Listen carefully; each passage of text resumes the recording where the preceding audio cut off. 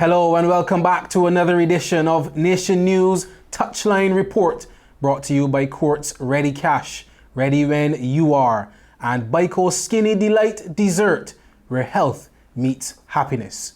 I am your host, Nick Maitland, and today on Touchline Report, we will be analysing the Trident's 2 games in Dominican Republic, the latter of which, last Tuesday, ended in another 1-1 draw with Dominica. And even though the Tridents drew both of their games, we still saw a lot of improvement and a lot of things to be optimistic about going forward to the Concacaf Gold Cup qualifiers next month. Now, I am today joined by journalist Kurtis Hinds and football administrator Renaldo Pee-wee Gilkes, and they will have everything to say about these last 2 games, but particularly the last game against Dominica. Now, let me kick it over to Kurtis Hinds. First of all, your thoughts on that draw against Dominica? Well, hi, Nick, once again. So close, but yet so far.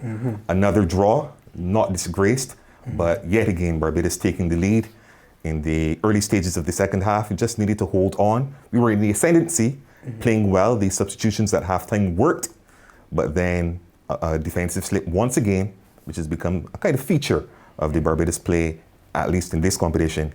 And Barbados then forced to settle for a 1-1 draw. I think we would look back at it as 3 points we should have gotten. That said, Barbados finishing 3rd in the zone, beaten by a team which went to the last World Cup and by the host country. So, all in all, solid performance from Barbados, but we would have expected a bit better in that last game. Pee-wee, I think you would agree. What are your feelings about that game? I think we should have won both matches, actually. When we look at how we played in both matches, just let me go back to what happened in March, where we would have been defeated by Panama, the group leaders, and then we defeated Anguilla. I believe there have been some improvement since those games. However, I believe that especially the last game in particular, when we scored, I went on to say, or I believe I was saying to one of my mates that, hey, we could win this one 2 or 3-0. However, then considering just 9 minutes after scoring, it kind of was almost like a tale that something has riddled the Barbados team so far. You know, each time we score, we can't seem to maintain that clean sheet, and that's going to be extremely important in international football. I believe we had looked comfortable, we had looked assured in our performance. However, I still believe that there has to be a bit of a psychological knack to things where we are dominant and without seeming too arrogant, seem confident enough to carry the game all the way to the end, because I believe we could have had 6 points in these last 2 matches.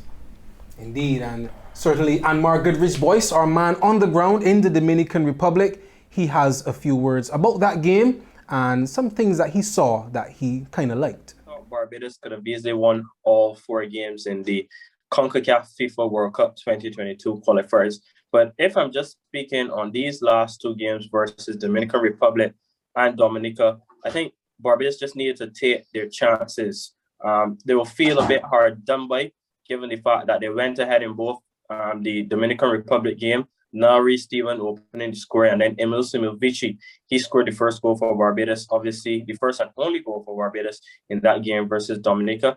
I thought the guys played well. It's very encouraging times looking ahead for the Barbados Tridents. I thought the style of play was very encouraging, and the performances from the guys. Yes, we didn't get the 3 results that we wanted, 2 wins. But I mean, if you're looking at the style of play and the philosophy that Mr. Ladapi is trying to implement, I think that the boys can give themselves a pat on the back for the performances that they did in the Dominican Republic. I think the only issue that Mr. Ladapi must look at right now is in terms of the conceding. We went ahead twice and then conceded, having taken the lead. So I think that will be a major concern for Mr. Ladapi, but he said, you know, he's teaching the guys to seal results. So I think once Barbados can get over the finish line, I think massive things are ahead for our Barbados senior national team. And, you know, a number of players are looking to get into the squad, both local and overseas. So I think it's a selection headache for the head coach going into the Gold Cup, but this is what we want, and this argues well for Barbados football. Thank you for your coverage of the national team in the Dominican Republic. We couldn't have done it without you, and we're glad that you are back safe and sound. Till we see each other again, stay safe. Thank you.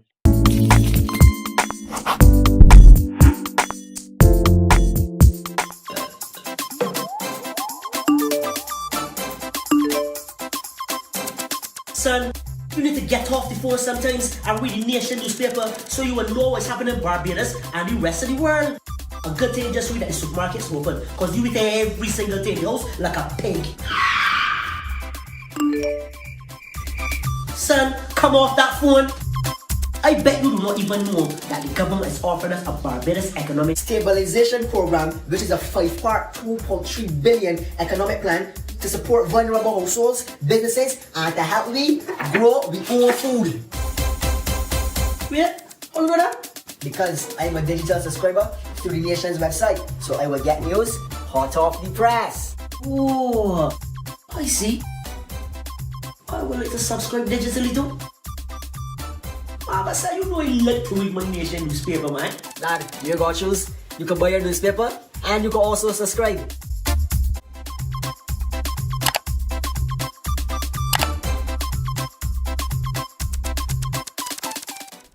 Welcome back to Nation News Touchline Report, brought to you by Courts Ready Cash, ready when you are, and Bico Skinny Delight Dessert, where health meets happiness. And now let's swing it back over to the guys for a more in-depth analysis of the Trident's 1-1 draw against Dominica. Now, Kurtis, there were some changes to the starting 11. All of us may not have agreed. What were your thoughts on that? Well, Coach Ladapi signaled ahead of time that he would be making some changes. He wanted to see, with one eye towards the Gold Cup, which we'll discuss in a few minutes, the reserves, so to speak. He knew pretty much what he could expect from his starters, so he brought in a number of younger faces. I think Devontae Richards had a very good game. Was substituted at halftime, but I think he had a solid game. Good game for the youngster. Didn't make many mistakes, was good coming forward, was involved with the set plays as well. But I think one of the overriding factors for this game in particular was the condition of the pitch. It was heavy rain leading up to the game, and it made flowing football pretty much impossible.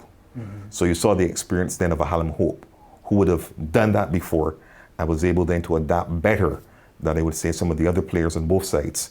So that is something that would come with experience. But I think the younger players played pretty well, all things considered. I thought around the 35th minute or so, Barbados had a strong shout from penalty, Hope going down under some pressure. When he got up, he could not believe that it was not a penalty. When we saw the replay, again, we could not believe, but you put those things out of your mind. Barbados started strongly. Dominica got back into the game, playing the sort of football we expected. Aggressive football. They fouled consistently. They were aggressive with the ball, and they started to get into the game and ended the first half on a high. And the second half, as we all know, Barbados got back into the game. Key substitutions, now Reed Stephen coming back to lead the line. Emil Simovici and Niall assisted Simovici for the goal. And I think going forward, Coach Latapi will look at the team and say, okay, these two must start. Still some questions about some of the other players. Antoine Graves got to start this time around. I don't think, well, his coach is here. I don't think his coach will say he grabbed the opportunity as well as he could. He had two chances, one better than the other, but we know what he can do. I think he's gotten it off his back now. He's played that game, and he needs now to kick on and give us some more. We have lots of attacking players. I don't think we are short of attacking talent, and we just need now to harness it some more. Speaking about the game as well, I think Omani Leacock had a very good game. No surprise there. Very good game for him.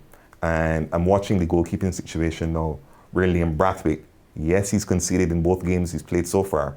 I don't think any of the two goals he was at fault.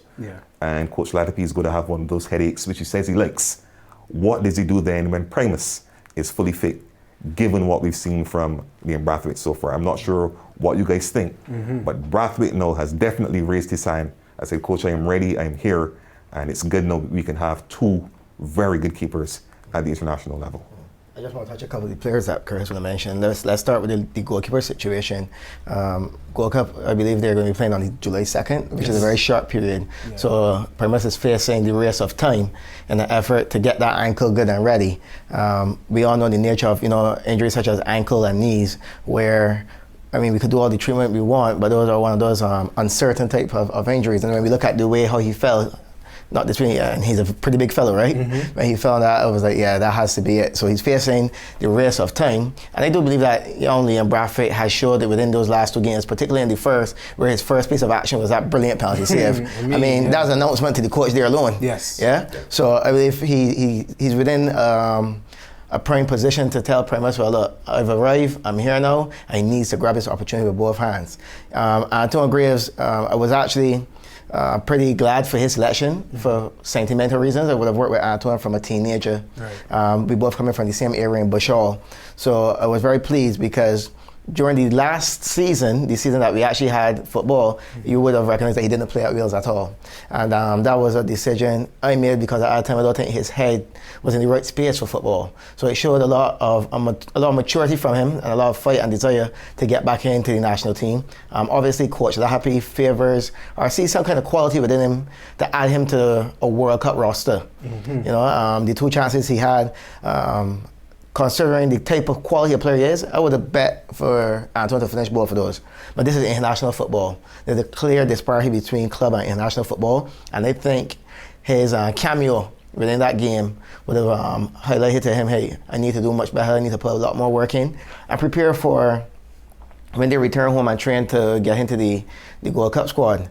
I just want to mention, for me, I believe within these 2 legs, and I say 2 legs meaning the 2 tours, Norris Stevens will have to be the player for me if I was to judge a player of the team.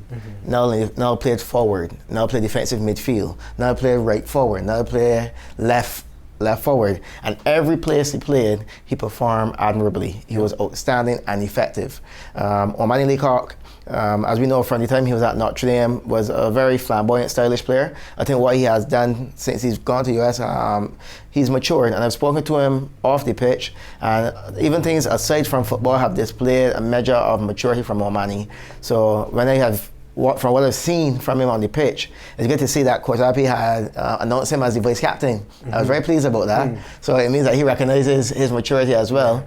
So I just believe that the young players, because Omani is still pretty young, Omani is like 22, 23.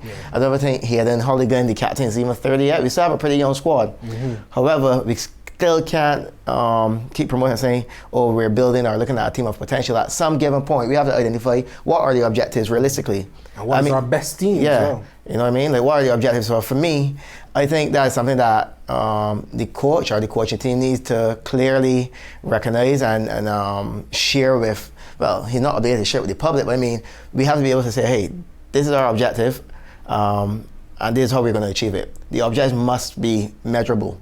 You know what I mean? They must be measurable so we can say, hey, we're going somewhere. Sorry to jump ahead to your next segment, but hey, we must be identified, hey, where are we going? Are we going somewhere? And the only way we could decide that is if, one, we identify the objectives and we identify a means in which to measure those objectives. Spoken like a true coach. That's why he's wearing the Concacaf shirt here. Now, I don't like to discuss players who were left out without discussing the players who were included, and we have discussed the players who were included. So now I want to talk about a player who was left out, much to our collective chagrin.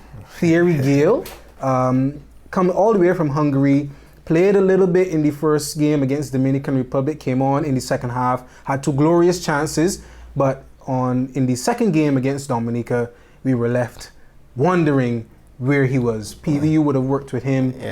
We had a lot of thoughts about this. What do you think about his exclusion in this game? I mean, he came all the way here to play, really. Any player, any footballer wants to play. Any sportsman wants to perform within their sport.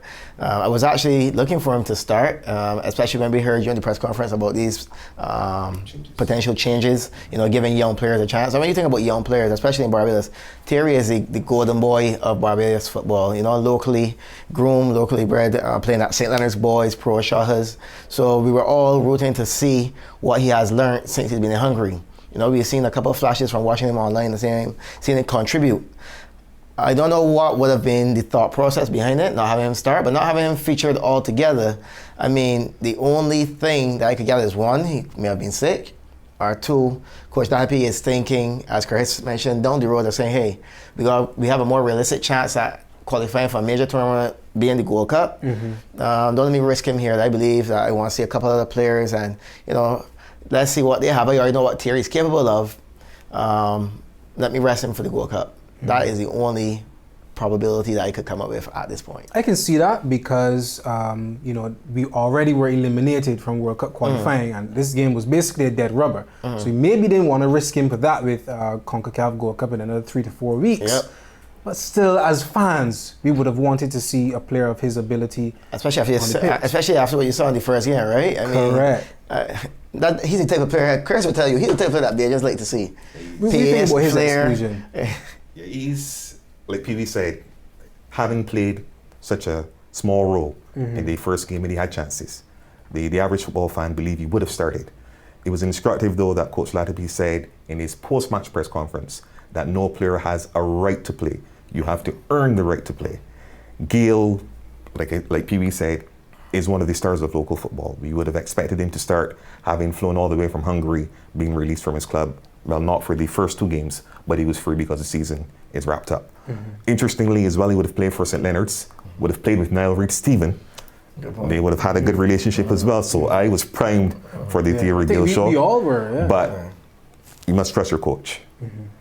He's the coach for a reason. So I'm thinking he must have seen something. He must have known something that we do not at this stage.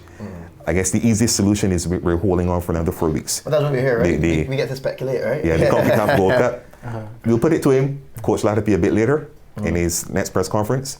But I think there must be a reason why Gale didn't play. The players who did, Reece Stevens looks very good. Saimovici, that's good. We mentioned Omani Leacock before. And I'm wondering, it was a question posed to me by a football fan. Is the current team better at this stage, defending or going forward?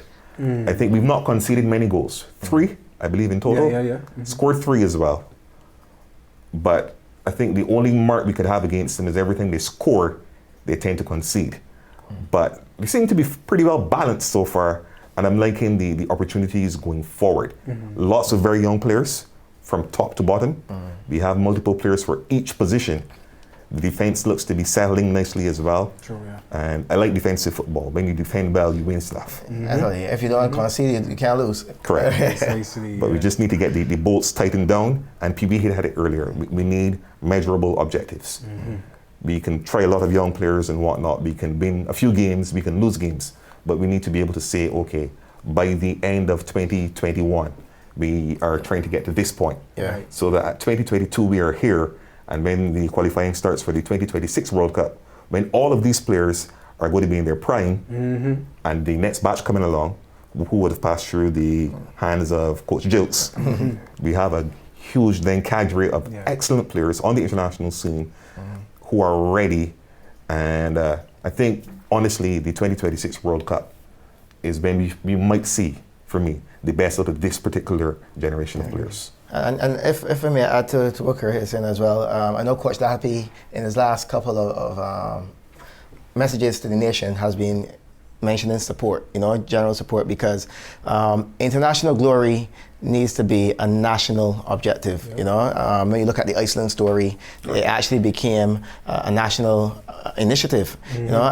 However, again, it goes back to being, we mentioned measurable objectives. If we put those objectives up there, we say, hey, we checked off this, we achieved that. When we decide to put our results and put our package together, even to corporate Barbados, we can say, well, hey, if you invest in us, maybe we could achieve way more than this. So that's why we need to have that open dialogue and mention these things in the effort to gain that support, whether it be monetary or otherwise. And just finally, Kurtis, what I mentioned defensively, I think that we have shown some resilience.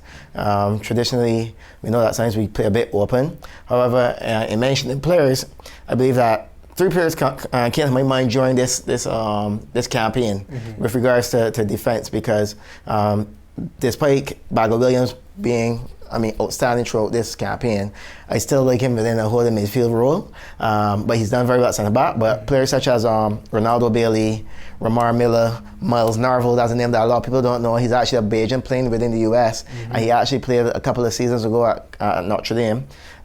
These are 3 guys I believe that if Grant had the opportunity to call up, that they could lend something for the improvement of the team. Speaking about the defence again, I like Akeem Hill. combative. Yeah. He's the sort of player, if you play with him, you love him. If you play against him, you hate him. You don't want to play against him. And I think he knows his role, he's matured in his role. He's a star for the BDS sports program. And Coach Latipi obviously trusts him. He will get a card. That's the sort of player he is.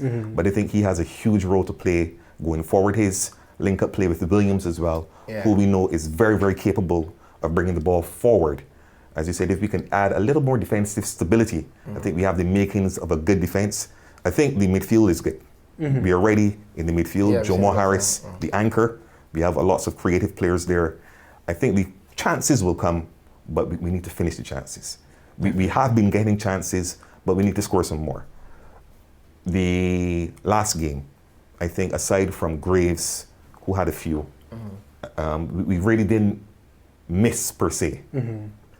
But we need to improve our conversion rate, especially as we look in a few minutes towards the Gold Cup, where it's going to be more difficult. It is going to be. And it's not a group then, it is play and win or play and go home. So different proposition. And you want to advance because the more games you play, the better you get. And I must say though, before we go any further, we should paint an accurate picture. No domestic football in Barbados since last April. All of our games have been played away from home. Some of our Caribbean neighbors have been blessed to play at home. We've played 4 international games away from home, including one against the team that went to the last World Cup. All things considered, I think that's a decent showing thus far, but the bar must be set higher so we can see where we're going and where we would like to achieve, what we like to achieve. Indeed, great analysis as usual. These guys are the best in the business. When we come back to Touchline Report, the guys will give their final ratings on that recently concluded tour, and we will look ahead to the Concacaf Gold Cup qualifiers in July.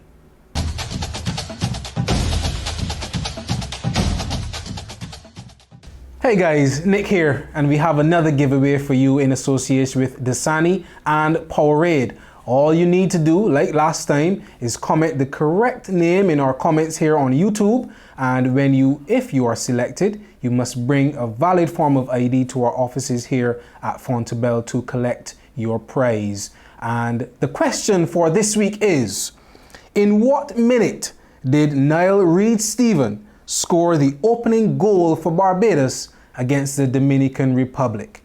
In what minute did Niall Reid-Stephen score the opening goal against Dominican Republic for the Barbados Tridents? Comment below, spell it correctly, and good luck.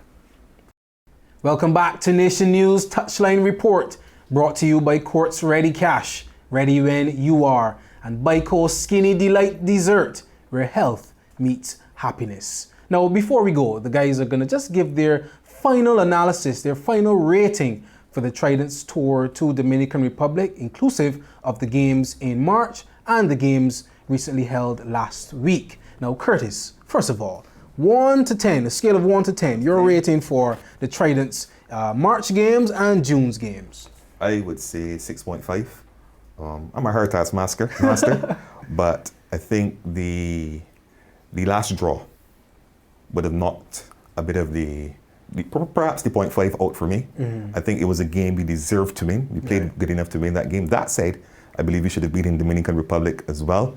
For me, the only area of concern is the teams not know for conceding after they have scored. Because then I'm worried if the other team scores first, how will we respond? We seem to be conceding late goals as a matter of preference. But if we work on that, I think we are heading in the right direction. We need to trust the process. We need to trust the process. We are working with a batch of young players. We have moved from a situation where we pretty much were consistently struggling to win games, where we now win and draw games. We are not getting beaten. When we do get beaten, we're not seeing a 4-0 and a 5-0, 1-0 results. I think we're heading in the right direction, but no reason to rest on your laurels. I think we need to kick on, and those games where the chance is there, grab the game by the scruff of the neck, go on and win. But I think we're going in the right direction. You said you're a hard taskmaster, but I think Coach Gilkes is an even harder taskmaster. I want to hear your rating, but I'm kind of scared for it. What's your rating for the Tridents? I just dropped a half point below Kurtis. I said 6. Okay. Considering both games, and more so the second tour with the games against DR and Dominica would have shown a lot of improvement with such regard. One of those things, or one of those contributions to the six or the rise in grading has been young Andre Applewhite. I think he came in and he fit in as like he was playing ever since, and lo and behold, this is only his debut tour. Coach Lahapi's inclusion of the young players has given us a bit of an edge, a bit of a spark, and I think that has allowed some of the more senior players to show a bit of maturity, recognizing, hey, these young players coming in, it hasn't been no animosity then. You know, you have young players coming in, it hasn't seemed as though like you're coming to take my spot or to take my friend's spot. They're being very encouraging from the reports I've heard. And you can see it on the pitch as well. I've seen, especially in the first game, Mario Williams talking a lot to Applewhite. Then you had Jomo that was talking a lot with Richards and encouraging and so on. So I think that going forward with that transition, as Kurtis spoke about, into 2026, that's going to move smoothly. And with regards to this particular tour, I think that this was actually the embryonic stage for the evolution of what Barbados football can be within 2026. So I would say a 6 for now. Going into the Gold Cup, we must improve. Most definitely, especially with the conversion rate that Kurtis mentioned, goals win matches. Mm-hmm. So as fancy as we play, as many passes as we connect, as high as the percentage rate is for possession, if we don't score goals, we can't win. Kurtis, your advice for the team, for the coach, for everybody involved ahead of these games in July? Simple. Team, score goals. The defense is looking after itself pretty much. Score goals. I think Coach Ladapi has his brand of football that he will play. He's settled on his brand of football. Mm-hmm. It seems to be bearing fruit. I mean, we all want to win every game. That will never happen in football. But I think he needs to stay the course. Fans, simple, support the team. When they get back here, support them. I've been pleasantly surprised to see the buzz surrounding the team here in Barbados, given that the games are not being played on England. Correct, yeah. We just need to get behind the team. They need to continue with the practice. Coach Ladapi has made an appeal to everyone, government, corporate Barbados, private sector, everyone. Support the team whenever possible, whether that is finance, whether it is a service, whether you can help them with transportation. We need to make it a national drive to get behind this team. It's called the Barbados Tridents team. Mm-hmm. It is our team.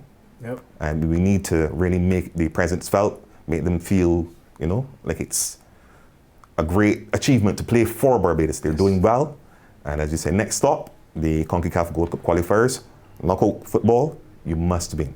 So I think Coach Ladapi possibly might, I can't second guess him, might tweak the tactics somewhat, because it makes no sense drawing. If you go behind, you need to be more aggressive. Mm-hmm. Knockout football, a 1-0 is the same as a 4-0. Essentially, yes. Yeah. You're out. Yeah. You need to win, and that might influence the tactics more, but I am sure a coach of his caliber would have a very good plan moving ahead to the Concacaf Gold Cup. Mm-hmm. Fantastic. Well, the qualifiers at least. Yeah. All I say is 2 matches away, gentlemen. And this is to Barbados, is to the team, the coaches, everyone. 2 matches away from our first major tournament. First of all, we must get past Bermuda.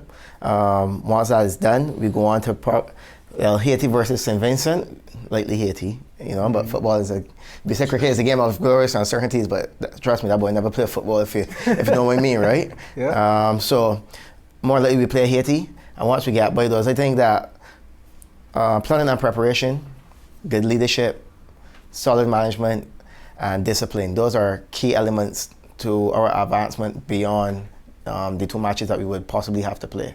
Once we have those elements, I believe that we can go to the first major tournament where I'll be hopefully sitting in the stands. Yeah, because once Barbados gets there, I definitely there. I don't know, but you two guys, you're probably going to do a report with me from Florida, from the US. But Barbados getting to the Gold Cup is huge. I mean, for someone who has played from youth to the senior level and have experiences and then coach, to actually see Barbados being at a national event, you can't miss it. So just similar to what Kurtis said, to the general public.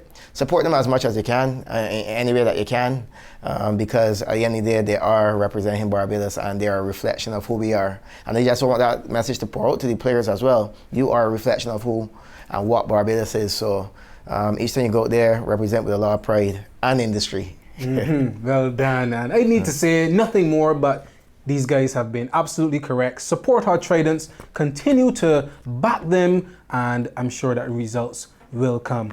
PV, thank you so much once again. Kurtis, you've been a fantastic super sub for us in these last 2 episodes. I think Anmar Goodridge-Boyce has lost his spot, but we will discuss that when he returns.